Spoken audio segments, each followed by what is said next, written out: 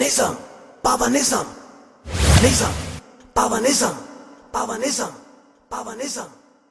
దుఃఖాలు కలిగినప్పుడు దిగులు చెందినవాడు, సుఖాల పట్ల స్పృహ లేనివాడు, రాగము భయము క్రోధము తొలగినవాడు అయిన ముని స్థితప్రజ్ఞుడని చెప్పారు.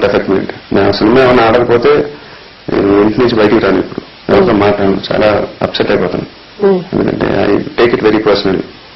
అండ్ సినిమా హిట్ అయినప్పుడు చాలా ఆనందంగా సినిమా ఈరోజు చాలా ఆనందంగా ఉంది, ఒక పెద్ద హిట్ అయినందుకు. ఇవన్నీ ఎప్పుడు ఎవడైతే ఖచ్చితంగా ఇలాగే ఉండాలి అనుకుంటాడో వాడనమాట. దుఃఖాలు కలిగినప్పుడు దిగులు చెందనవాడు. చిన్న అప్సెట్ వస్తే, హిట్ వస్తే పొంగిపోవడం ఏంటి, ఫ్లాప్ వస్తే అప్సెట్ అయిపోయి అసలు కాళ్ళ కింద భూమి బద్దలైపోయినట్టు, ఇంకా జీవితమే అయిపోయినట్టు బాధపడడం ఏంటి? జీవితంలో రియాలిటీ ఏంటంటే హిట్ వచ్చినా ఫ్లాప్ వచ్చినా ఈ రెండు పాసింగ్ క్లౌడ్స్ లాగా ఎవడైతే ఫీల్ అవుతాడో, ఇది తాత్కాలికమే అది తాత్కాలికమే. అని కలగడానికి ప్రాసెస్ లో నాకు అది అంటే ఒక సక్సెస్ ఎలా వచ్చిందో తెలుసు, ఒక ఫెయిల్యూర్ ఎలా వచ్చిందో కూడా తెలుసు.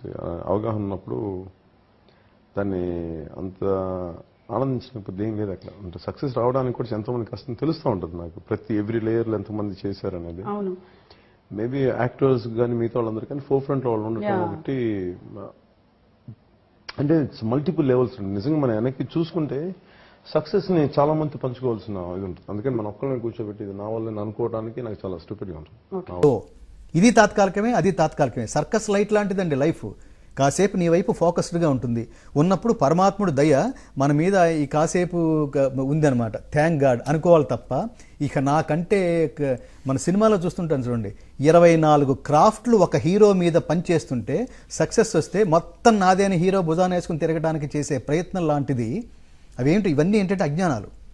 మీరు అన్నారు చిన్నతనంలోని పిల్లలకి చిన్నతనంలో ఎందుకు నేర్పించాలంటే లైఫ్ అంటే ఇదే, నువ్వు ఎక్కువ కాలం ఉండవు, ఎంతో కాలం ఉండవు. సృష్టి అనే ఈగిల్లుక్కుతో కనుక కిందకి చూస్తే నీ లైఫ్ అనేది బుద్భుతం అనమాట.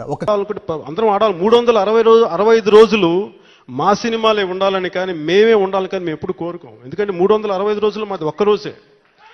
ఇంకా ప్రపంచానికి జీవితానికి అందరికి కావాల్సింది 364 రోజులు చాలా మంది రావచ్చు. అంతేగా ఇది మా ఒక్కళ్ళది అని మేము ఎప్పుడు మేమే ఉండాలని చెప్పి మేము కోరుకోం. మాకు అలాంటి కుంచితమైన అలా తక్కువ స్థాయి మనస్తత్వం, తక్కువ స్థాయి ఆలోచనలు మాకు లేవు. అందరూ విజయం సాధించాలి, అందరూ సంతోషంగా ఉండాలి. మేము